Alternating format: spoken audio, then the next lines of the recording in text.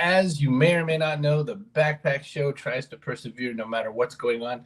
Today, I am running the Backpack Show on a tablet solo. I don't have Kerry, so if I mess up, just give me a little extra love, accept that it's going to happen. I've got Shane Miller today from Bannock Slaps Burgers, and he's also a taco guy, Indian tacos. I've got Yoni and Katia Babitsky, I hope I said that right. I forgot to ask, from Enigma Coffee Roasters. And I guess it's a food show today. We got coffee, we got burgers, we got tacos. Everybody better be hungry, even though it's early. Let's get it.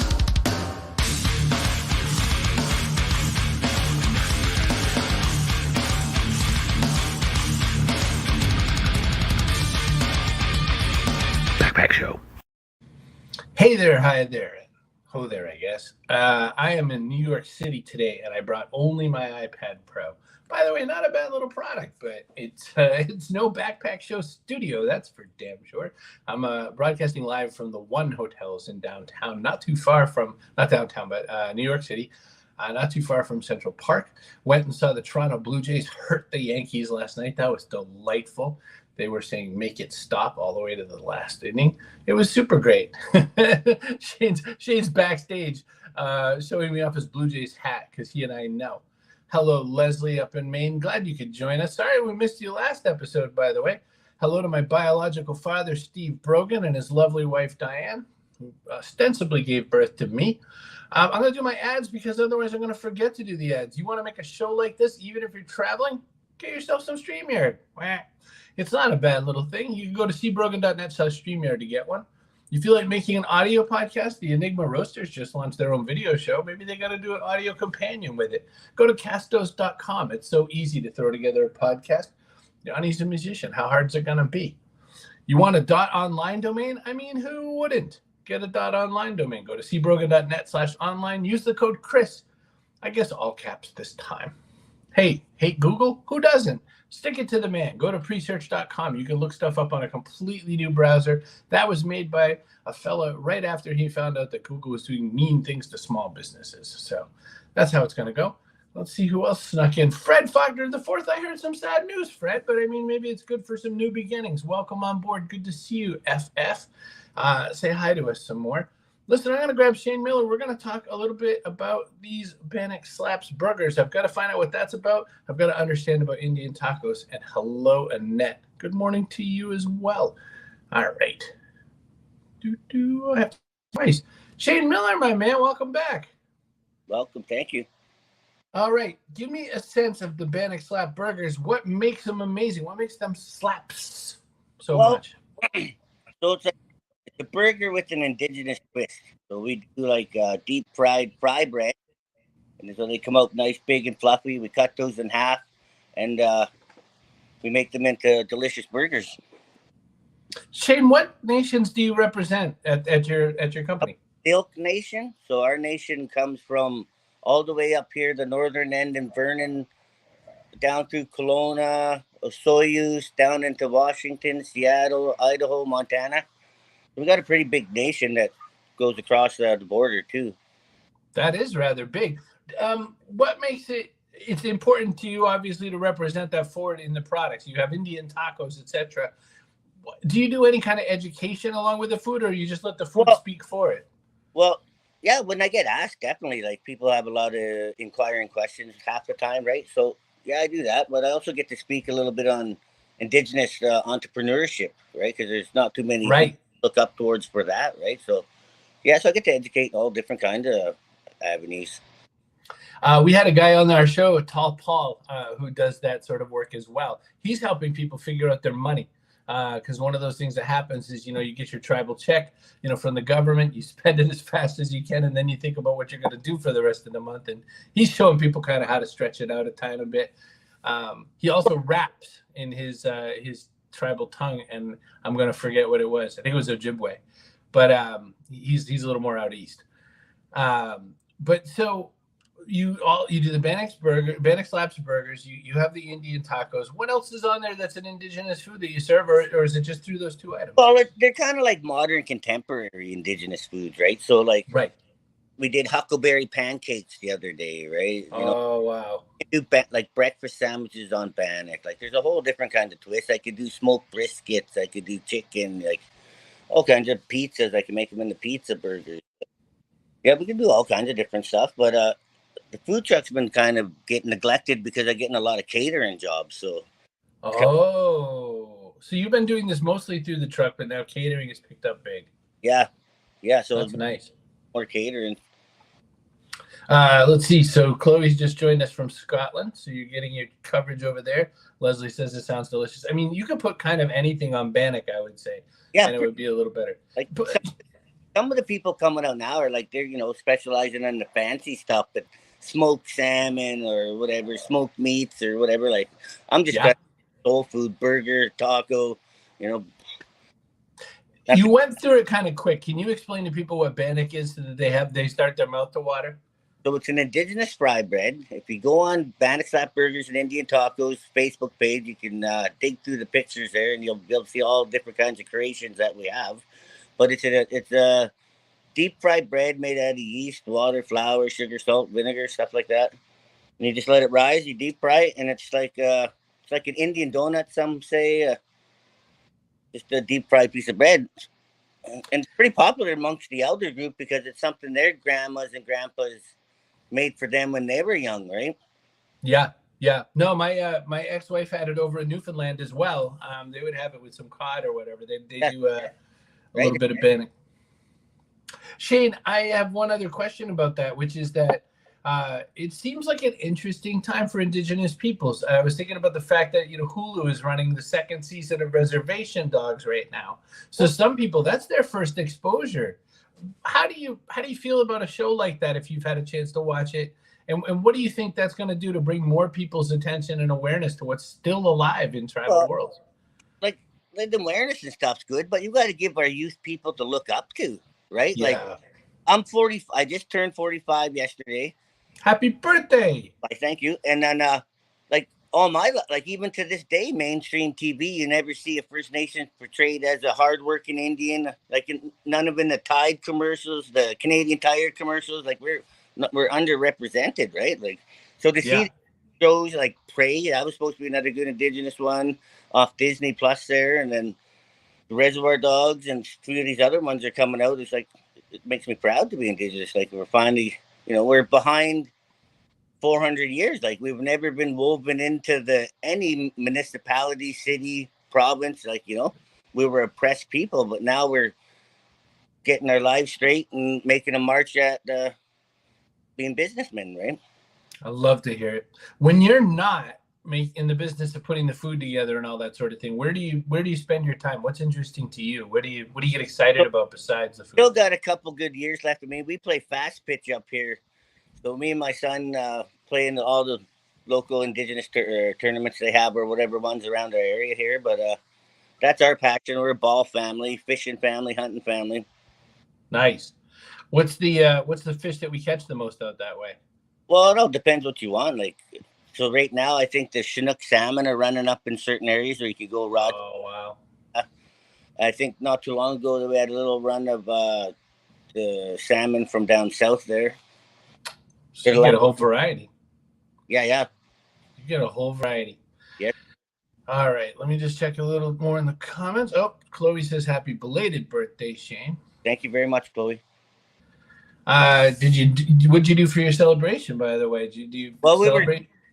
The celebration part was the wife brought me over to Toronto to do the Blue Jays game. So we kind of traveled back on my birthday, but it was a great experience. One of the best birthdays I ever had. Like, there's probably a group of 9 of us, brothers, sisters, and nieces and nephews there.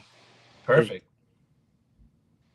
Well, Shane, I hope you have 50 more. I'm going to stick you backstage. You can stick around if you can, because I'll bring you back to ask another question or two near the end. Oh, look at that.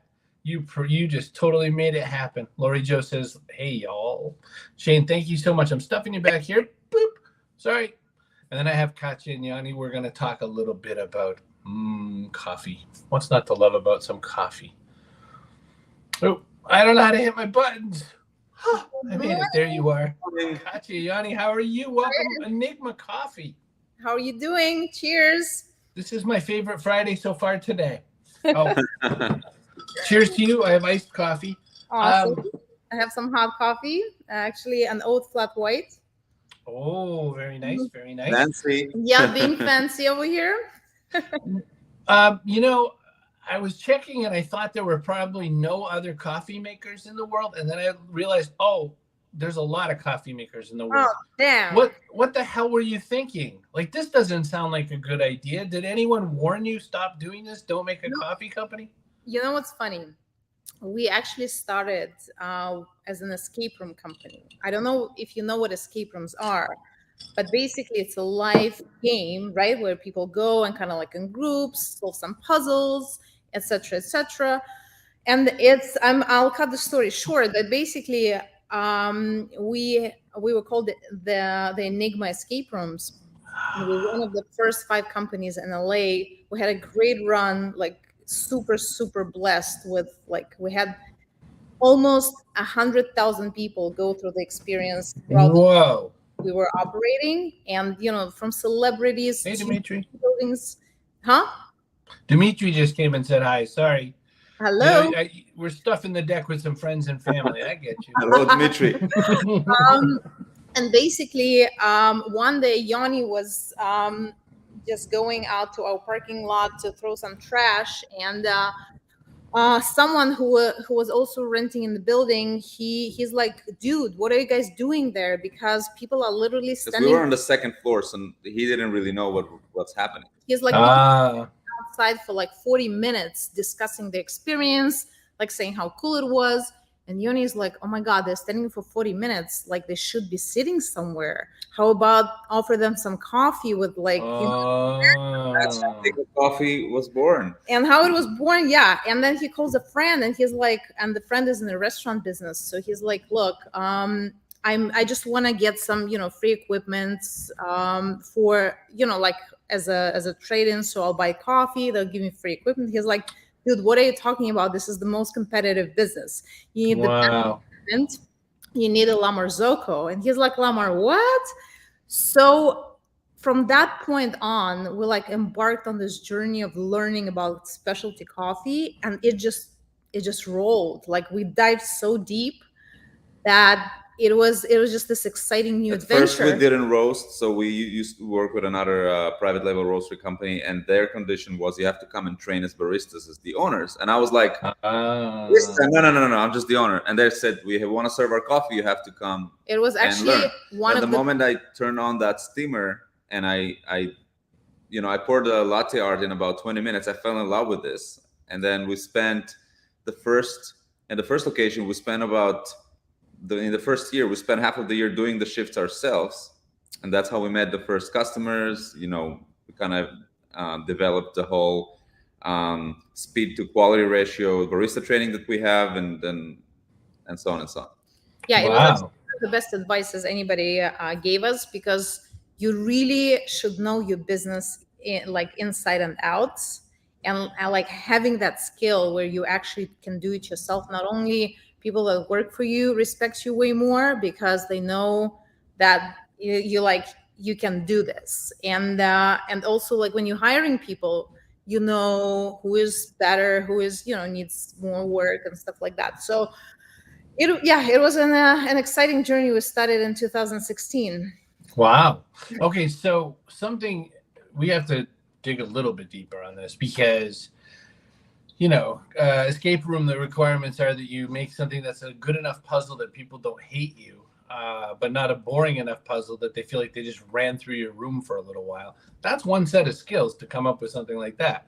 It's a whole other set of skills to say, roast it this way, deliver it this way, make it happen like this, make your baristas act a certain way, please people. And by the way, fast, because if you're slow, it doesn't matter how delicious it is. Well, what translated? What did it translate? What was there and what wasn't there? So, both escape rooms and coffee, we knew absolutely nothing about when we started. So, with escape rooms, a conversation with someone overseas who told us about the concept in 2014 just sparked something in both of us. We put everything we're doing in life on hold. driving 17 hours a day to find a location. All landlords said, "What are you gonna do?" We said, "We're gonna lock people in a room and they're gonna pay to do it." And the landlords were like, "No way, next." So you were launching a dungeon. I get it. Okay. No one knew what the concept is, so they didn't know how you're gonna pay rent, right? So right. In 2000, in February of 2015, we eventually found a landlord. We got the keys at about February 14th. We had our first customer of our first escape room in March 12th. Wow. At first, we put a bunch of ads on Craigslist, who builds escape rooms. No one replied. And, it was like a lot of people, thought they can do it and they couldn't. Eventually, we ended up writing the puzzles ourselves and the storyline for the first room called The Secret Temple. It's actually the name of our single origin Ethiopia now, The Secret Temple. So what that taught us is that 17-hour workdays, you can learn everything you want if you have passion. Yes. And later, it was rated on Forbes as one of the best escape rooms in the country. Wow. So obviously, we adjusted it a little from the day one, but it had, an escape room had magnet sensors, secret doors, bookshelves, keypads that open secret compartments. So it's a complicated thing. When Enigma Coffee came later, the fact we didn't know anything about it didn't kind of scare us after that, because we did this once, right? We applied that paradigm into that new business that we were also passionate about. One thing I can tell you is that we just knew that it's all about the customer's experience. So everything we were doing was motivated from that. Opening the store at 7 a.m. every day, the baristas don't show up. You get up from bed and you fly there and you open it, because you don't want that first customer to come to the door and it's locked, right? That's right. Every drink has the top quality in terms of steaming, calibrated espresso. If I see a barista doesn't pour it right, it's immediately being pointed out at. Has to be at that level. Syrups, proportions. We make all the syrups in-house because we want a very unique flavor. Also, I think the important thing, and you don't have to have that, but I think what helped us, we both come from creative fields. I come from film, he comes from music. So that creativity can really translate into anything. It doesn't need to be a specific industry. So it translated into escape rooms, and then it translated into coffee, because we were coming up with ideas that if we knew more about this industry, we would not have come up with. You know what I mean? Like being a rookie and kind of like not having a set of rules sometimes is a good thing, because you're kind of thinking outside of the box and you're being creative and you're going by your instinct. And later, when it turns out that your instinct is actually something that some other people worked for years to develop. Yeah, that's just amazing. And I think your show is about like what to have in that backpack for, it is one of those things I think are super important. Advice is great. Good advice is even more valuable, but don't base your decision on someone else's advice. You have to have that gut feeling. You have to have that passion, as Yoni was saying, and you just have to go for it. Just one step at a time. And everybody makes mistakes. It's normal. If you don't make mistakes, actually, I don't think you're gonna get anywhere. So it's all good. Just keep going. I just lost our man Shane. I had more questions for Shane. Leslie says, I've done a few escape rooms and they're so fun. Great that you put so much creativity and detail into your design for escape rooms. Obviously, you have to put some soul and heart into it. One of the thoughts I was going to have, there's Shane back. Good. I lost you, buddy. Shane, we talked about his indigenous background and how that matters to him, and how being, one of the First Nations, he brings that through in sort of the food and all that. You're not from Boston. So how does your culture read into your entrepreneurship, your drive? How do you stack yourself against other cultures in your area? And does that matter to you? I feel like it should, but maybe you don't. I think, I'll speak for myself and then Yoni will share, because our cultures are actually slightly different. I was born in Russia since I was little. Couldn't tell. Almost no accent. Right? Well, it's Swedish accent somehow. Yeah, people say that. Between Russian accent and British accent, it ended up being Swedish. It covers the middle, yeah. Soup. But yeah, so and then later on I moved to England, and that affected me, of course, as well. And then I moved to the US. So my cultural background is mixed, which I think helps me a lot because I kind of see things from different perspectives. Yeah. I don't have too much of one or the other, and thus I think I'm more kind of flexible with certain things because those cultures are very specific, British, Russian, they're very specific things. So I think that really helps me to be a little more, even more diverse. Yes. But I think there are certain characteristics that kind of embedded in you in different cultures that help. Like, for example, with Russians, they persevere, they just keep going. You know what I mean? That's a great little thing to have, especially if you're doing business, because, oh my God, actually, my father, who's Russian, gave me the best possible advice. He said, if you want to do business, you have to have the nerves of steel, because things will go wrong. You just have to, keep going. So that's one thing. Living in England, taught me a lot about different cultures, because it's also such a mix. You have so many. I lived in London, you have everybody there, so you get exposed to so many different things. And then US, its own experience. Yoni will talk for himself, but he has a completely different kind of. So thank you. So I was born in Russia, but when I was 5, my family moved to Israel. Okay. Yeah, shalom. So I think that, and I moved to the US when I was 22 in 2008. So there's a thing about people moving to the US for careers. So it already puts a sort of personality there that they will have a drive, Yeah. Me personally, I don't know if it's related to where I grew up. Maybe I always had a thing that if I have a goal or striving for something, if I get in that journey, if there's a feeling of discomfort or pain, I don't let it distract me. For example, I run 10 miles. So during those 10 miles, my mind tells me many, many times I should stop, and it's a great idea to stop running, but I'd never stop, and I just run faster and faster. I kind of apply the same mentality, not listening to the complaining mind throughout the business journey or in life in general.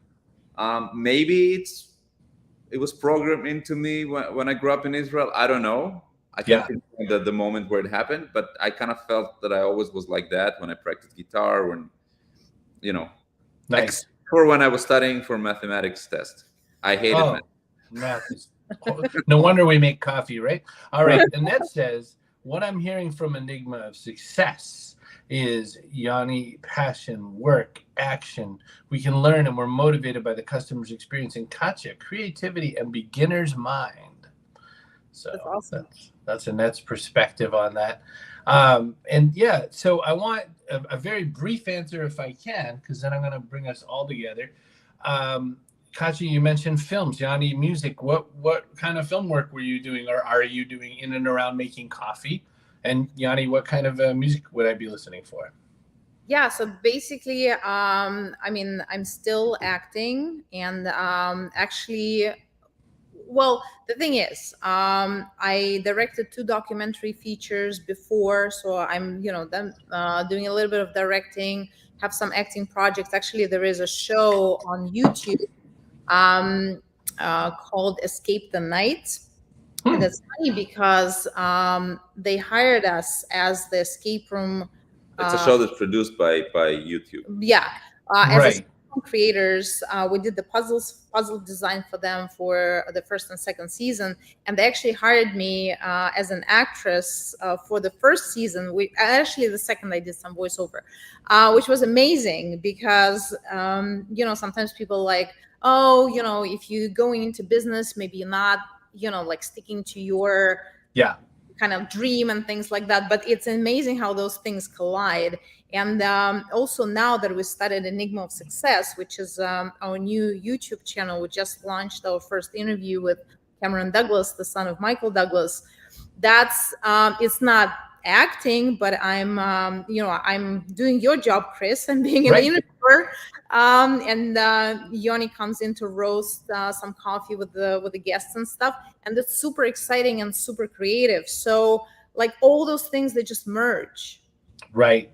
Chloe says so cool with Worlds Collide. But she's actually an incredible actress. I'll believe it. Now, Escape the Night's the one that they spent so much money advertising. Oh my God, it's a beautiful, beautiful show. They call it reality because you have actors that are acting, and then you have YouTubers like Joe Graceffa and just some others that are going through those things just the real time. They're not acting or anything. So and there were actual escape room elements in the mansion that they were renting. It's a very unique, very fun show. So anybody get a chance, check it out for sure. Grab it out. Yoni, you were a musician. I don't know. I'm picking up System of a Down, but I don't know. What would you play? So I used to, many years ago, I used to work as a guitar session player, and then later became a producer and songwriter. So currently, there's two main things I'm focused on. I work on my own project, and I just released, it's basically an album where the guitar player is the artist featuring different singers. Fun. Write all the songs. So the first single was released, and the music video is actually on YouTube. It's called Wait. It features Jules Galley, who is an incredible, incredible singer. Check it out. Wait by Yoni Babitsky with Jules Galley. And then I'm producing an artist from New York. Her name is Gabby, and she's amazing. And we're releasing her next single very soon. It's called Hurt Myself. That's a beautiful song. It's not out yet, but when it will be out, watch out for it. I think it's going to work pretty well. So yeah, I love producing different artists. And when I produced other artists, anything from pop, R&B, hip hop, and rock and pop rock, my style is mostly around the guitar, so we'll have a lot of pop rock. My next single is called Alive. It's going to be pop rock, but then the one after that is actually going to be Latin. Oh, it's also amazing on Spanish guitar. I see. So the nylon strings, the whole deal. Yeah. Do you have big long fingernails? That can't get in the way of coffee making. I play a lot with the pig, but I do actually. Look at you. Crazy. All right, let me grab Shane Miller back, and I'm going to ask you guys a couple more questions, and we're getting out of here. So we're at 3 parts to the end of the show. Hey, Shane, welcome back. How's it going? Thank you. Well, thought I lost you for a minute. I was thinking, gee, I have 2 more questions, but we're glad you have you back here. There's a bunch of people watching who don't run food businesses, who don't torture themselves with making things that can, die or burn or make a mistake. Do either of you, do all of you, I'll start with Shane. Do you think, man, I really need a whole different business. I should make quilts. You don't miss it? You love the cooking. Oh man, I love getting up and do what I do, right? They say that, live a happy, healthy life, you got to enjoy what you're doing. And so long as it's positive and, I'm enjoying it, I'm going to keep doing it. If there's somewhere down later in my life says, hey, we need a change, then we'll address it then, right? But as of right now, it's, I really enjoy what I'm doing. Love it. Yoni, what about yourself or Katia? Is this, you don't ever just think I should just paint houses for a living or something like that? Well, maybe build houses. That's more lucrative. It's a good question because before pandemic and throughout pandemic, there were a lot of situations where there was hard to find employees and baristas, so we had to do full days ourselves, and it's very hard to maintain it if you don't have passion.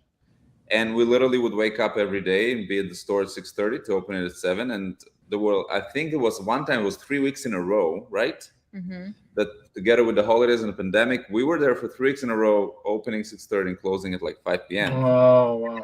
It's after not doing it for a few years, but there was pure enjoyment about it. And it's, again, what motivates us is the thought that those customers need to come and get their good coffee, because I know how disappointing it is for me. Let's say, there's a restaurant we like here in LA, Mexican restaurant, El Coyote, and one time they decided they did not no longer open on Mondays, which was new, right? And we showed up, it's not there, and we're so like, oh, I planned my whole day around it. I was fantasizing about that burrito.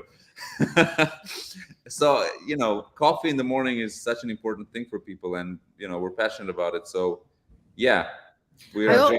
I also think what Shane said is very true. Like, you have to be in the moment. Like, if this moment is great and you're feeling it and you're doing it, if later on you have to adjust for whatever reason to whatever, that's fine too. You can't think about it now.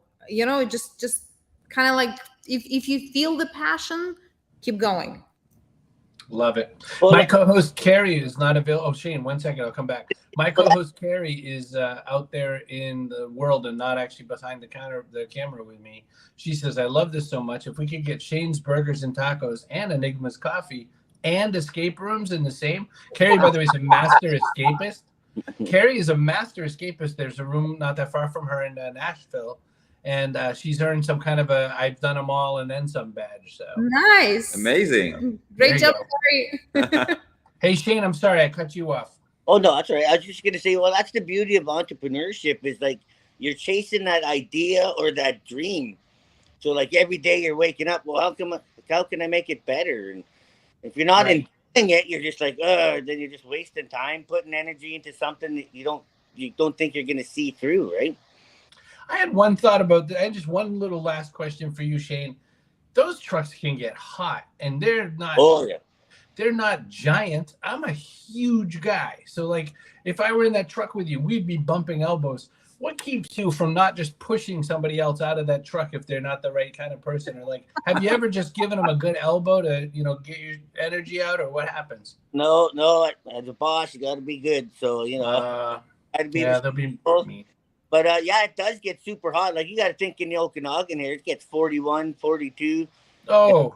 Then you get beside the grill, then it's like another 10, 15 degrees hotter when you're cooking in the food truck. And I sacrificed some things for no AC, but I got all the other bells and whistles. So that was one of the rookie things as I was coming up trying to do this. Didn't really know what to look for, what to make sure and get right. And I was figured that out the first summer. Was, oh my God. Yeah, when it gets to 40, which for our American viewers who don't know math, that's about 110 degrees. All right, here, it's time to hit this button. Oh, and here's our person of the day. Kaboom! It's a toughie today because there's a lot of conversations back and forth, but I'm going to give it to Chloe because she sort of won on volume today. Although it was a tie between Chloe and Annette. So you both are person of the day. How's that? Ha-ha! I can do that. Kerry's not here. That entitles you to one free apple. You just have to go to the store, buy the apple, and as Kerry always likes to say, don't forget to wash it. So that's where we are. We are at the part of the show where I ask every guest that's ever been on the show. That's Sir Mix-a-Lot, Mistress Harley, the financial dominatrix, Sister Anne Flanagan, the nun. I've asked all of them the same question I'm going to ask you, and it has to be a very small answer because it's getting to be a very full backpack. The question is, what goes in your backpack? Now, this could be something physical, like maybe an avocado. It could be something metaphorical, like hope for the future. Shane Miller, Bannock Slaps. What goes in the backpack for you, sir? Hope for the future, I guess.